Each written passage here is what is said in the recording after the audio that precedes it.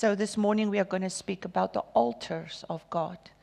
And in the Old Testament, Exodus 20, verse 4, it says, 24, it says, God gives instruction to Moses, but already there has been altars being built for the Lord before Exodus. Remember, between Genesis 1 and Exodus 19, there was no law of Moses. They walked by faith.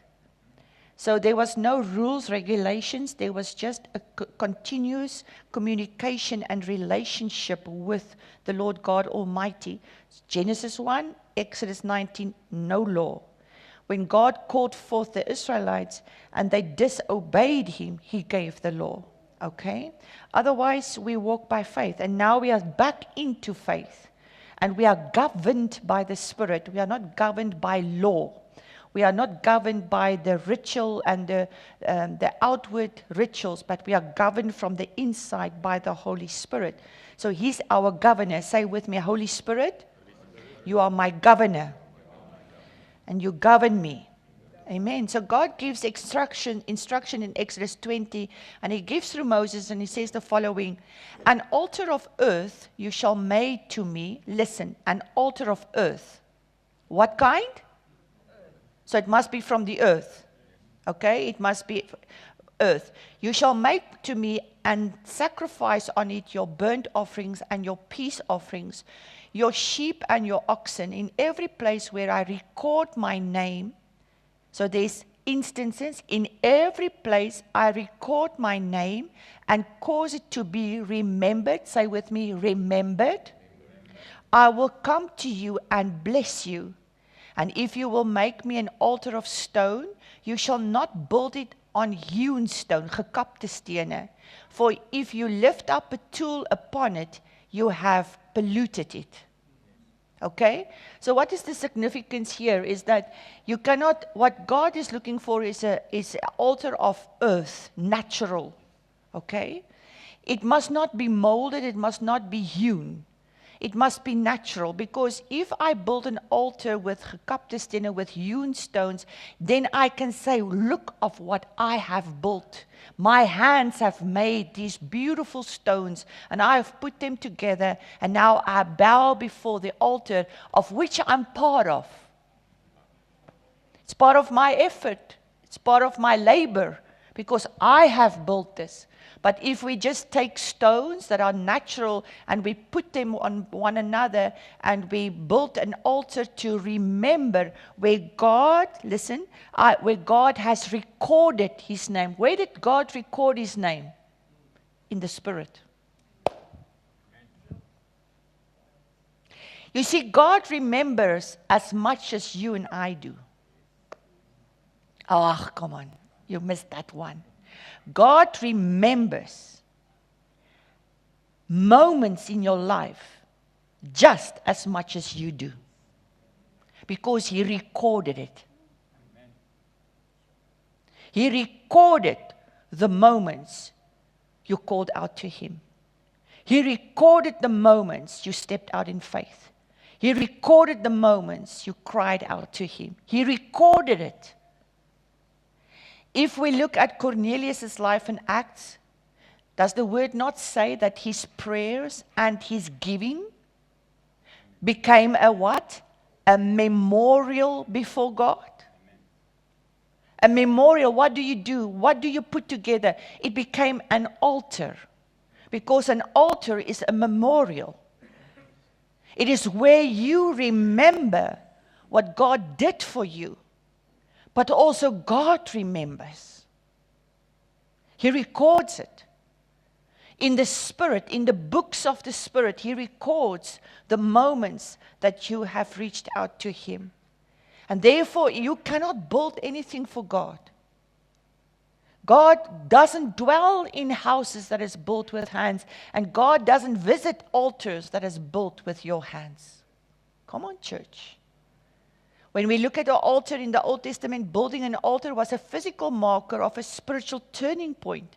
So every turning point in your life, every spiritual turning, the moment you gave, the first time you gave your heart to the Lord, I was 10 years old, that became an altar in my life. God remembers it and I remember it. When I was 21 and God called me to the full-time ministry and I didn't know what I was in for, I remember it and God remembers it becomes an altar in my life.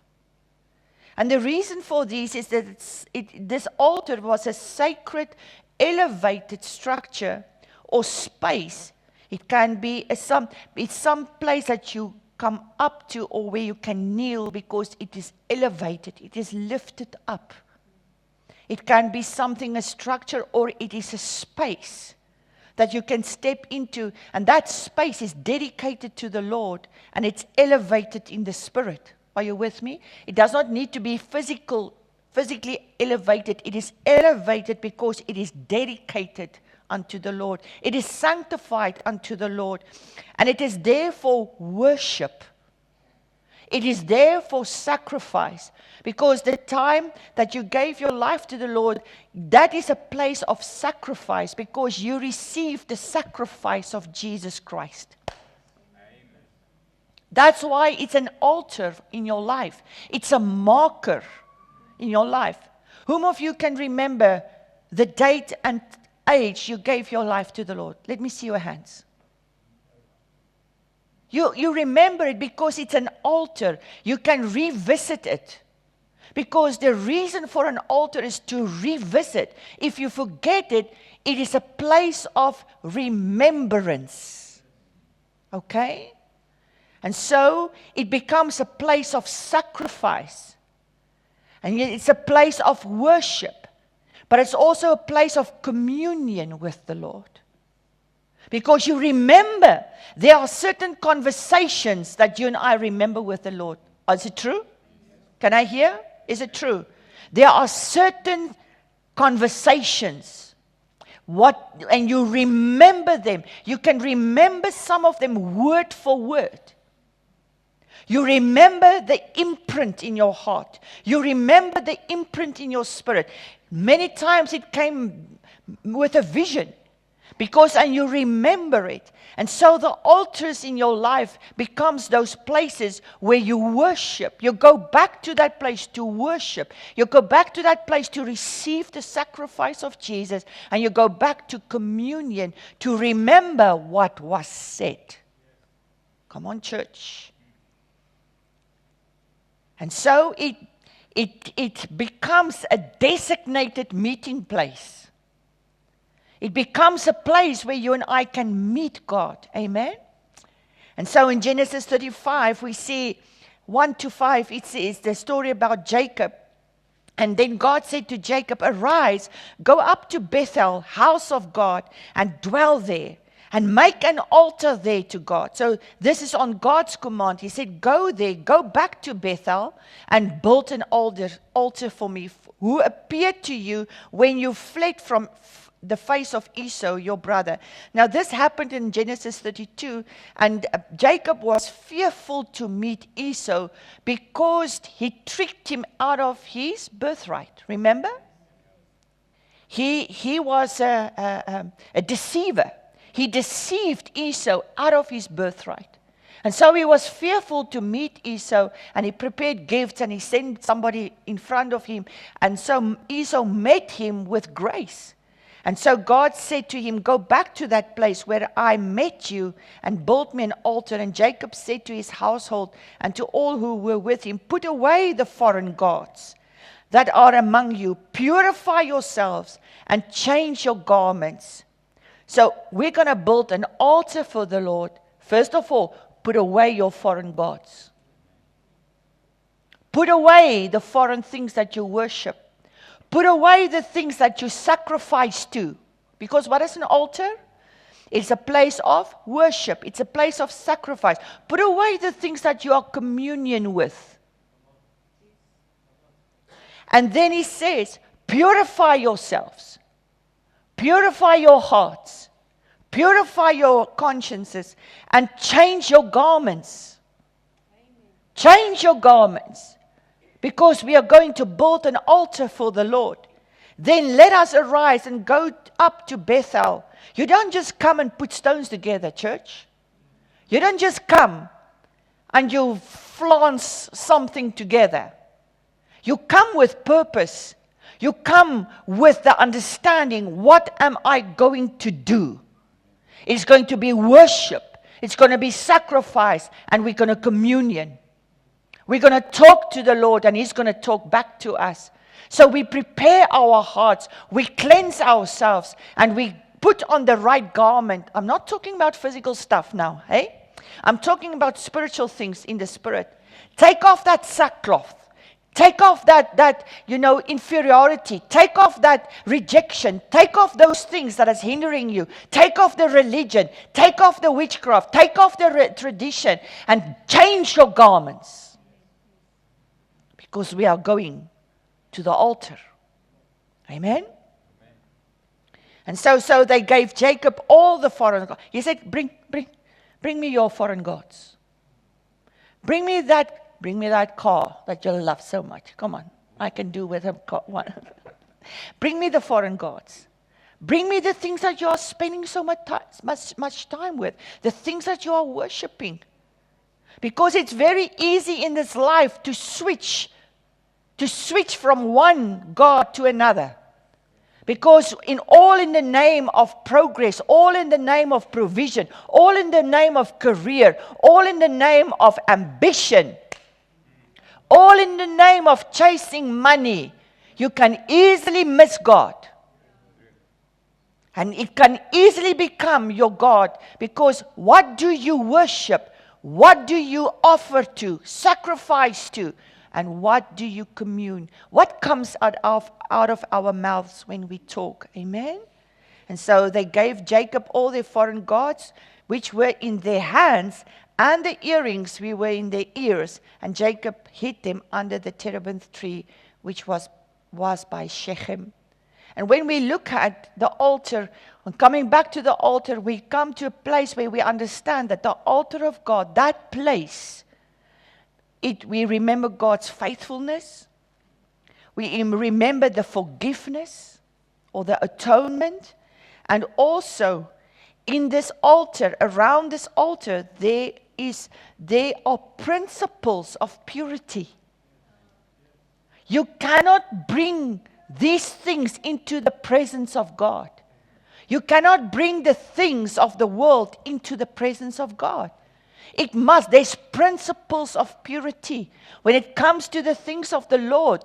And many, many times we think because we speak grace, we think because we teach grace, anything goes, we can bring anything into the presence of God, and that's where you make the mistake. God will never compromise on His purity. He will never compromise on His holiness. So we need to leave the stuff outside. And many times we ask the question, Pastor Alma or Alma, why does God bless those and bless those? Look at the altar in their life. Is the altar pure? Is there an altar?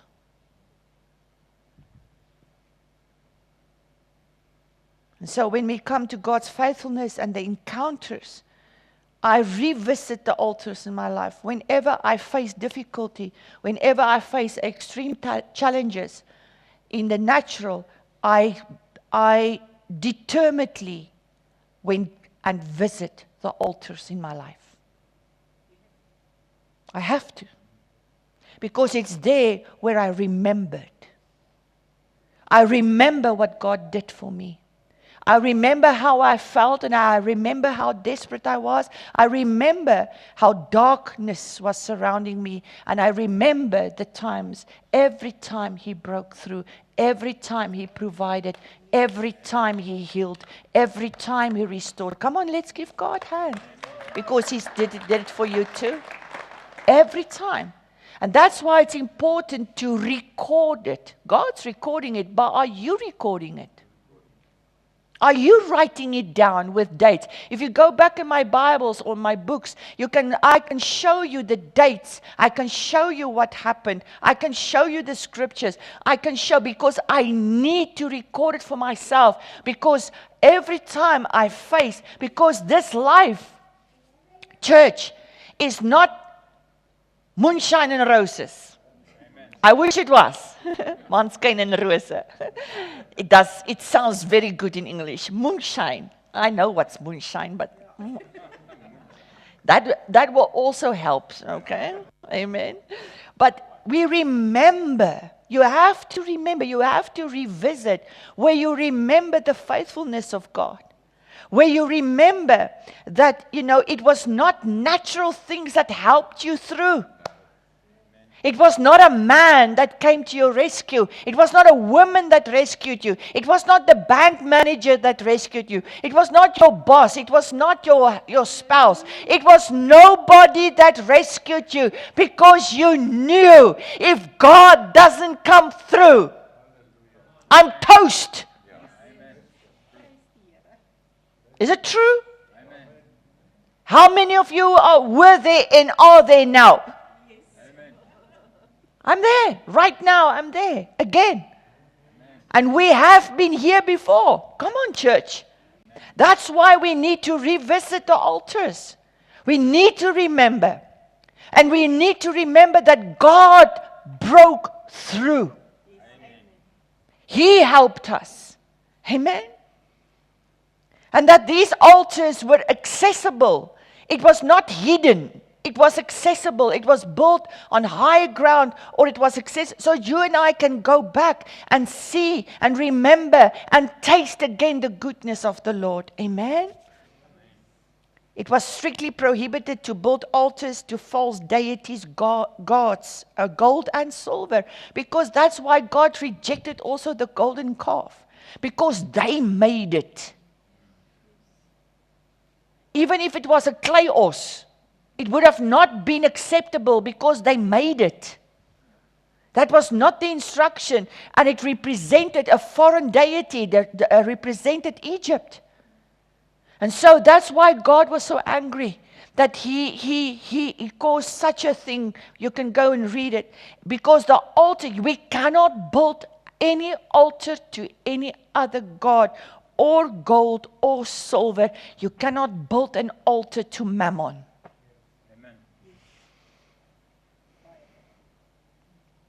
You cannot make your career an altar. You cannot make your wife an altar of worship. You cannot make your husband an altar of worship. You cannot make the church, the ministry, an altar of worship. You cannot make your calling an altar of worship. Come on, church. Because God is worshipped. It is only Him, and He's jealous. He's a jealous God. What is His is His.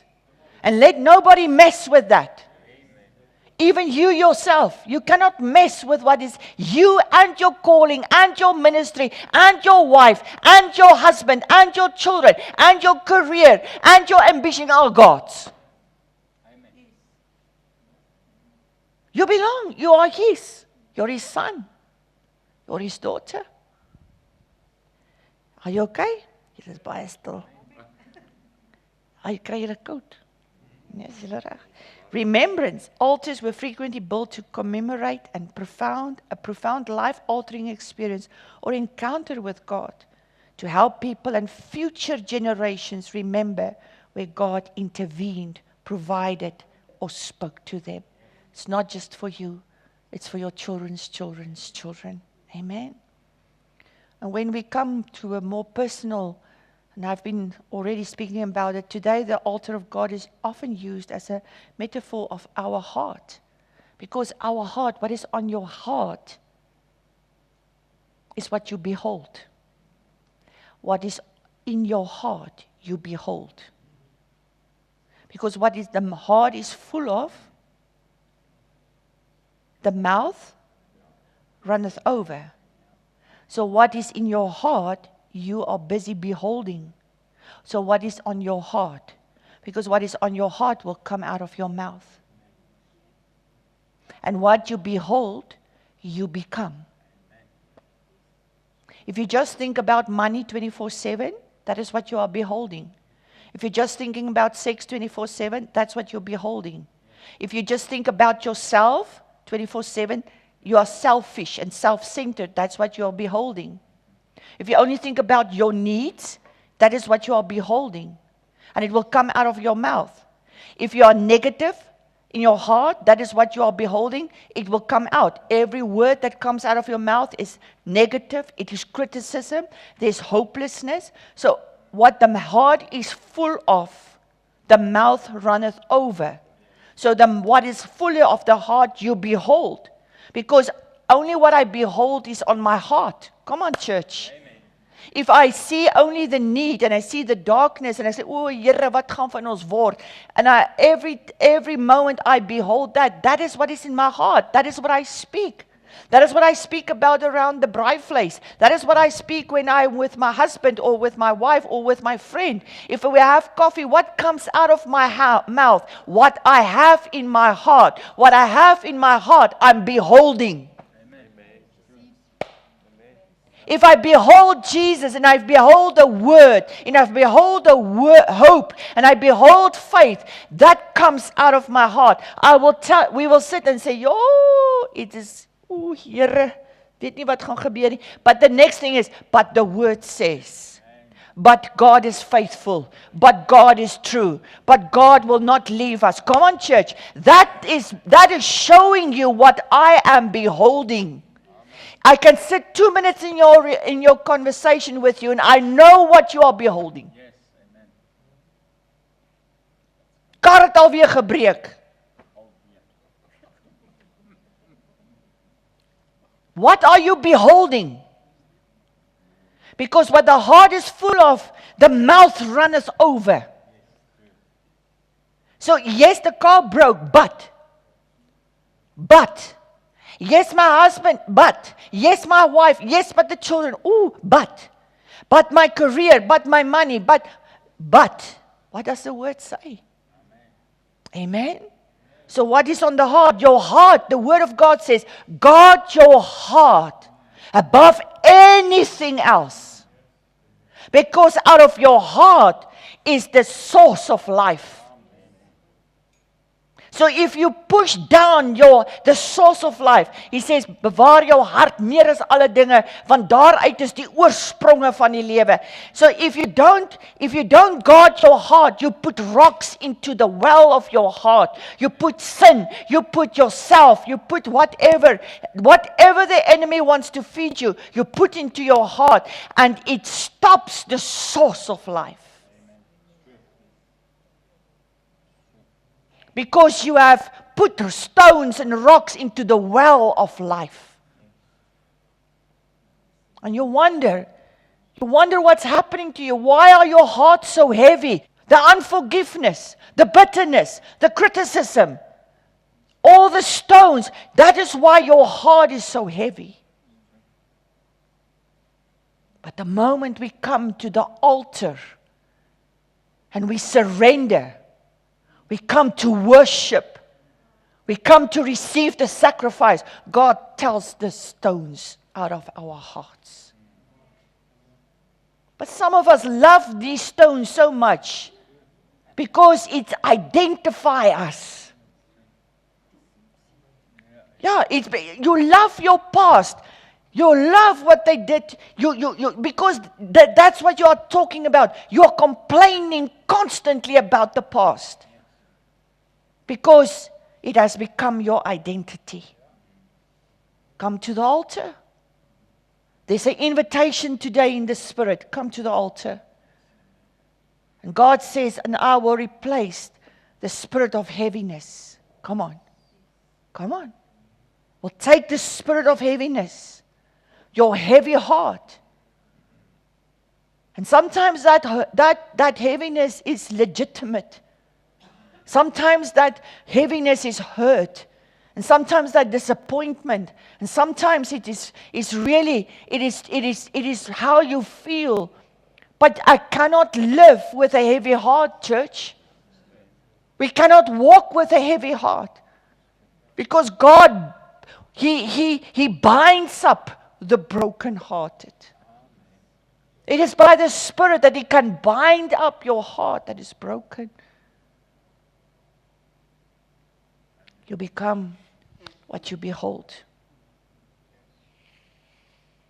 How can we build an altar? It's very easy. Right at home, you and your wife, you by yourself, daily, you can build an altar of prayer. Start your day with prayer. That becomes an altar. When you take hands, Paul and I, we take hands, we pray every morning. We pray together. After we have discussed our day and what is going to happen today, and I have to go there and he has to go there, then we take hands, we pray. It's an altar.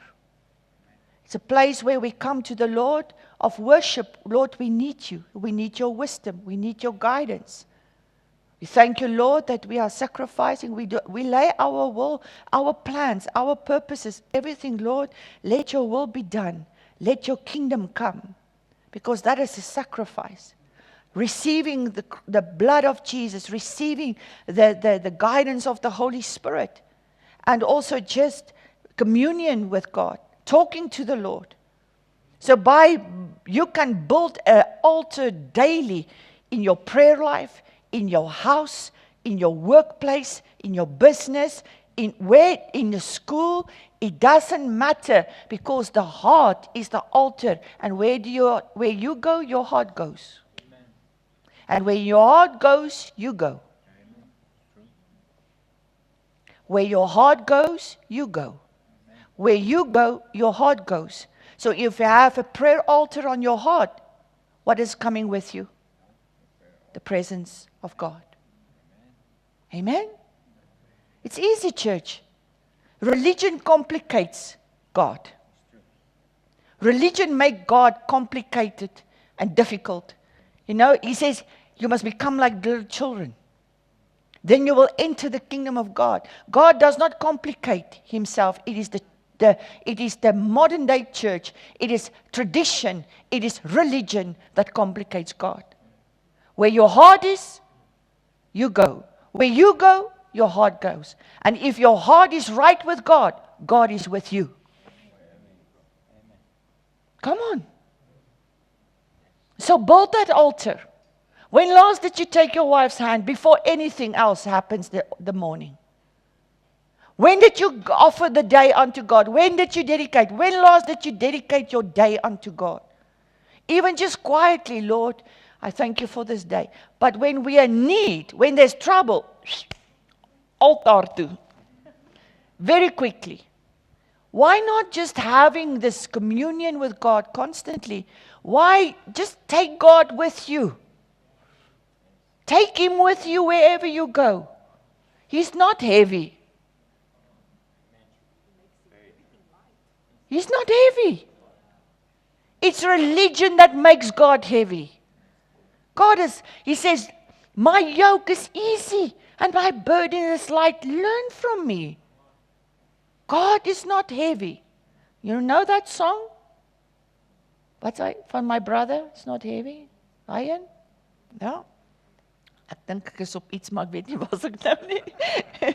So, doesn't matter. Okay, so if this is true, church, if this is true, that it's so easy, that if you wake up in the mornings and you dedicate your life, you're building the altar of prayer, you're building an altar of worship and communion with the Lord, together, because remember, you are building an altar that can be visited by your children's children's children's children.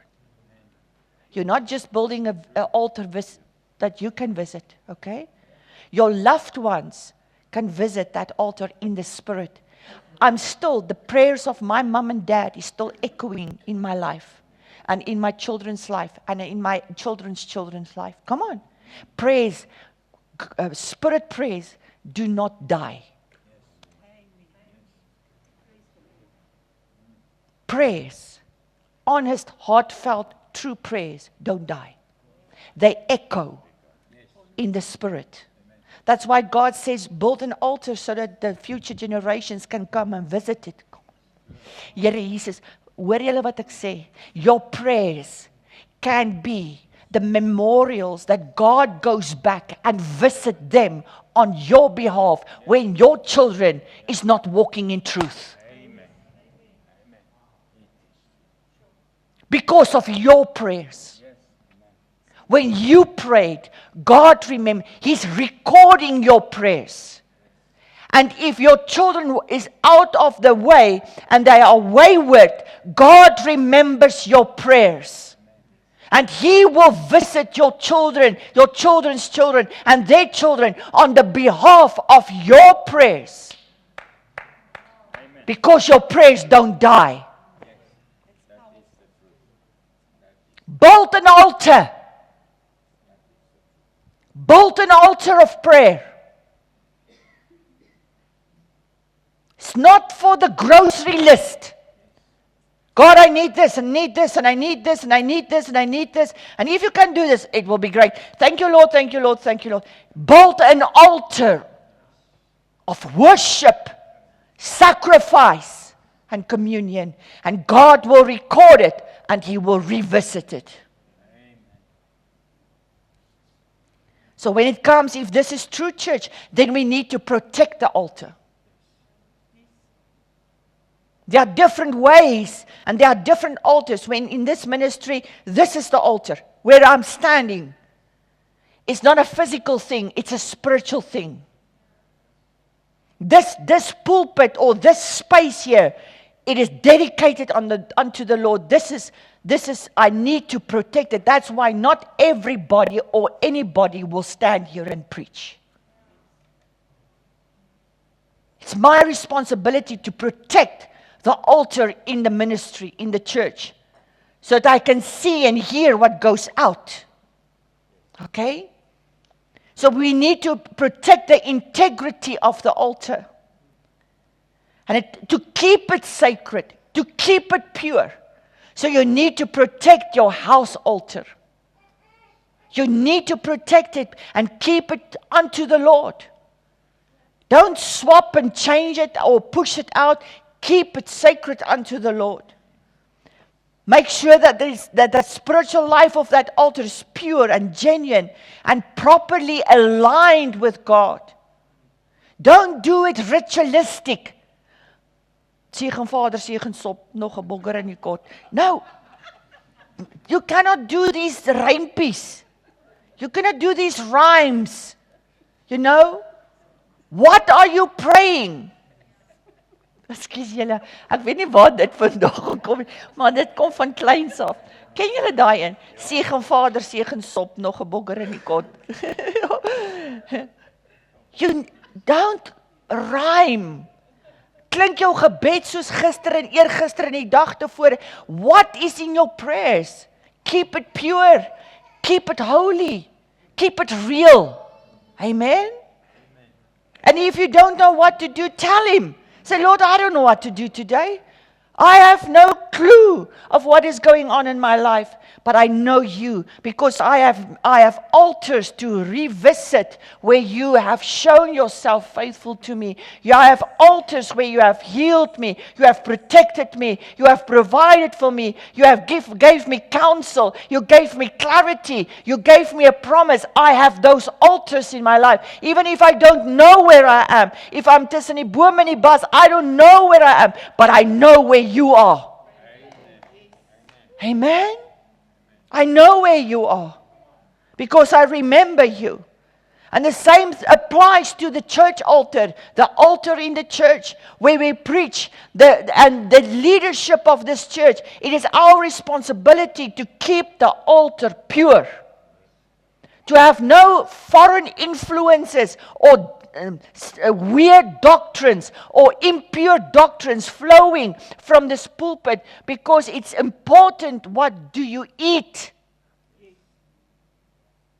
That's why you need to check what you are watching. You cannot eat every sermon that comes on from the TV. You have to discern, is this from God or not? Is this pure? Is this aligned with the Word of God? Is this aligned with the cross? Will it feed me, or is it just sensation? You have to protect the altar of your heart. You have to protect the altar in the church. We have to do it. And it's my responsibility to take care of my personal spiritual life. It's not my responsibility to take care of your personal spiritual life. It's not your husband, it's not your wife's job to take responsibility for your spiritual life personally. It is your responsibility.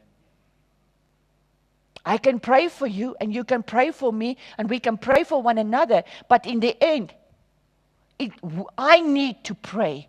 I need to search for the Lord. I need to spend time with the Lord. You need to spend time with the Lord. It's not your mom. It's not your dad. It's not your brother. It's not your father. You need a personal relationship with the Lord Jesus Christ so that you can build an altar in your heart. Amen. Say, protect the altar. It means you keep sin at bay. When you protect your altar in your house, and you protect your altar in the church, you keep sin away, you keep compromise away, and you keep hidden motives away. Because many just see the pulpit, and they see somebody standing in front of a group of people speaking, and they see it looks very fancy. Kom, walk with me. Jy vrek die eerste week. Sonder 'n siekte.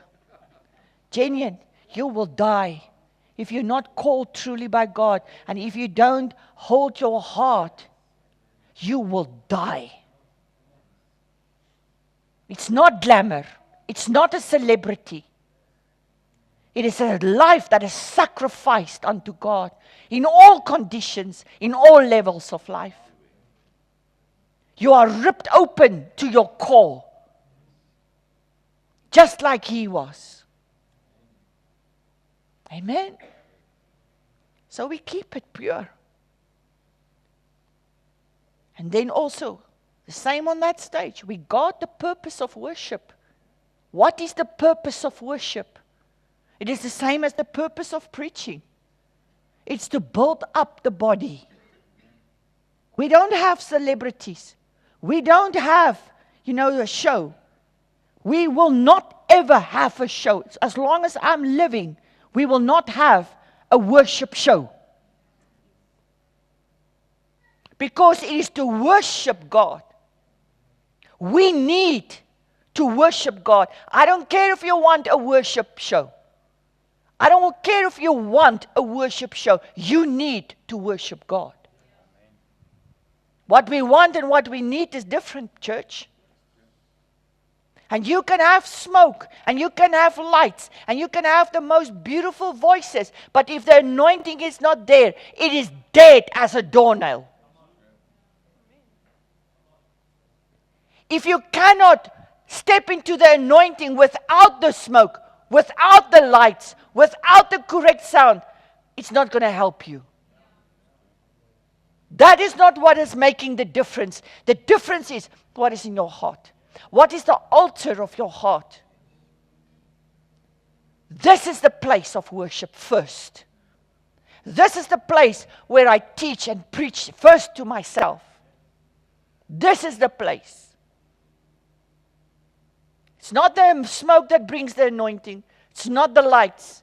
It's not the best vocals that brings the anointing. It's the broken hearts. The yielded hearts that let the anointing flow. Amen. And so we come and we need to protect. We need to check our personal commitment and our focus. We need to check what we allow in here. We need to check what we allow in here. Because whatever is in here comes out. And it's important to protect our personal integrity. What is integrity? What you say and what you do is the same. What you do and what you say is the same.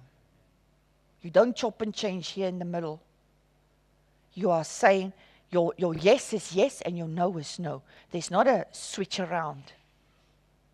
That is integrity. The Lord says, yes, let your yes be yes and your no be no. What is more is is evil. Want dan is jy besig om te skryf. then you are busy deceiving. You are busy with plans. Let your yes be yes and your no be no. More than that is from the evil one. Protect your mind. There are certain conversations you need to leave behind, church. There are certain conversations, and I'm talking first of all, the conversations with yourself. There are certain loops that you are communicating with yourself. You are telling yourself constantly the same story. The same story. And you need to drop that conversation, because that conversation is prohibiting your flow and grow in the Spirit. Your movement, you are treading water on the same place. You are spinning your wheels. And the reason why you are spinning your wheels is because of the conversation in your head. You need to break it. You need to take that thought captive and bring it under submission to Jesus Christ. And then there are some of you need to leave the conversations on the outside behind. You have already outgrown some of your friends, some of your peers, some of the people that you work with that started off with your school friends, university friends, people that walked with you. You have outgrown them, and it's time that you discern that you have outgrown them. But you adapt your behavior when you're back in that circle. Then you adapt yourself to a lower level, which you have already outgrown.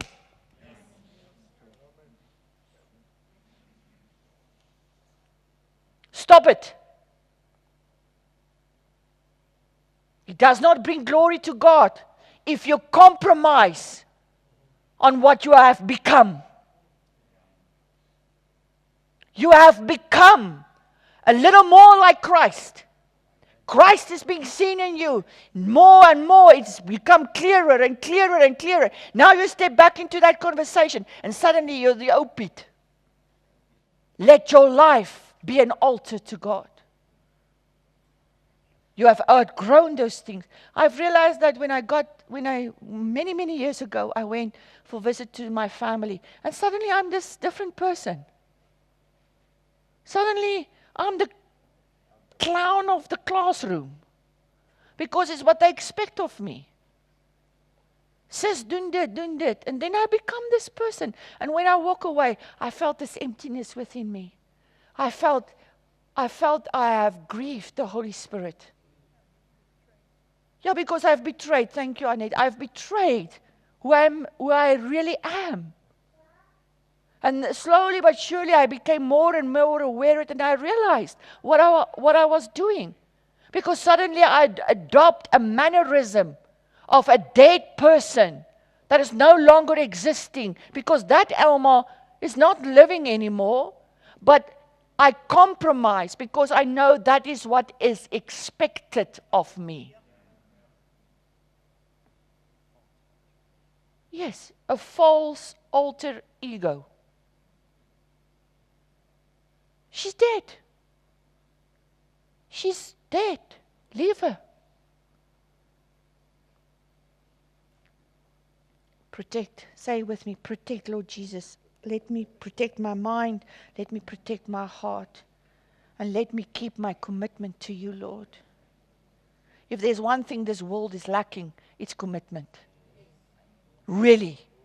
If there's one thing that is lacking in this world, it is commitment. To commit to something and follow through. To commit to your faith and go for it. To commit to a marriage and follow through. To commit to a relationship and follow. To commit. And so when we come to this altar. In the New Testament, there's only one altar. Physically, this is it. Now, the table reflects the cross. It's a reflection. It does not look the same in shape, but it looks the same in truth.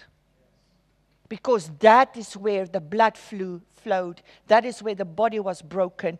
And this is a reflection of that altar. That was his altar. The altar of sacrifice. The altar of worship. and the altar of communion with God the Father. And so this is the altar where our lives got transformed. This is the altar where we died to ourselves. And so every time we can visit this altar, to what? To what? To remember. Isn't that what he said? 1 Corinthians 11:23. For I received, Paul is saying, and I'm closing, for I have received of the Lord that which also I have delivered unto you, that the Lord Jesus in the night in which he was betrayed took the bread. So he took the bread. I just want you to, for a moment, think when he took that bread and when he broke it, he knew what was going to happen to him. He did. It was not a surprise. So when he took it and he said, he first gave thanks. He said, so that is the worship. Father, I thank you. I thank you, Lord, for this bread. I thank you for the gift of my body. And then he broke it. And he said, this is my body, which is for you. It's for you. This do in what? In remembrance of me. The greatest altar in our lives. We need to remember. In like manner also the cup after supper saying, this cup is the New Testament in my blood. Do this as often as ye drink it in remembrance of me. For as often as ye eat this bread, and as often as you drink this cup, you proclaim the Lord's death until he comes. It's not just proclaiming the death. What is the death? What does the death mean? It means the forgiveness of sin. It means that by his wounds we are healed. By this, God made provision for our sin and sicknesses. In this, God made provision for everything we need. This is the place where I can come and kneel and say, Lord Jesus, I accept your sacrifice. This is a place where I remembered I have died with him. And Akka, I don't live anymore. But the life I now live, the new creation, I live it by the faith of the Son of God. This is the place where I come to when I don't know what to do, church. When everything seems to fall apart, this is the place I run to. The altar of the cross. The altar of the table of the Lord. Remember, the cross reflects the table reflects the cross. And so we can bring ourselves. And that's why we cannot do this every 6 months. We cannot do this once every 3 months. We do it in Church Arise once a month. But that does not prohibit you from doing it daily. Why, Alma? Why? As often as you need remembrance, you do it. Sometimes you can go on and because you're strong in the Lord and you have faith. But then there are times where you need to remind yourself frequently of what the Lord did, of his power, of his comfort, of his spirit, of everything. The Lord is my light and my salvation. Whom shall I fear? There are times that you need to remind yourself. And then there's just times because I love him. I worship him. I thank him for this. It's not because of my need. It's because I just love him. I just want to connect with him. I just want to come into his presence. So I come to the altar through the blood and the wine, the blood and the bread. So I can just connect with him. I just want to receive his love. And I remember I'm deeply loved. It's not just for a spare wheel when there's trouble. It's because we love Him that there's an altar. And that's why it's important, he says, listen to the rest of the scripture, we need to keep the altar pure. He says, wherefore whosoever shall eat the bread or drink the cup of the Lord in an unworthy manner shall be guilty of the body and the blood of the Lord. But let a man prove himself, and so let him eat of the bread and drink of the cup. For he that eateth and drinketh a judgment unto himself, if he discerns not the body. What does it mean? What does it mean to drink and eat unworthy? It is when you don't remember and receive what He did for you. Because if I don't remember what the body did, and I don't remember what the blood did, then there's judgment upon me, because I remember by faith. Are you with me now? Leave the traditional view behind. Just listen to my words. If I don't remember what this meant and is meaning, then it will have no effect upon my body or my faith. So then I can just leave it alone, because it will bring nothing to my life. If I don't remember what the blood is for, that's forgiveness of sin, and that it's purifying me, if I drink it without understanding, nothing changed. I'm already judged. I'm already sick. But if I do this worthy, I remember it, I see the value, I understand that this is worthy. This is a worthy sacrifice, because He paid the price for my sin, and I receive it by faith, and I remember it, then it has an effect upon me. It washes my conscience. It touches my body. Come on, church. That's why he says, many of you are sick. Many of you have already died. Why? Because you don't understand the value, the worthiness of this altar. But if you understand, it can touch your heart. It can change you. It can heal you.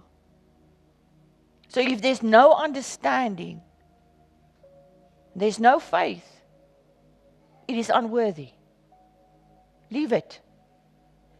Leave it. Rather leave it until you are ready in your heart to receive it. Receive the forgiveness. Receive the touch from the Lord. Receive the truth of this altar. Amen.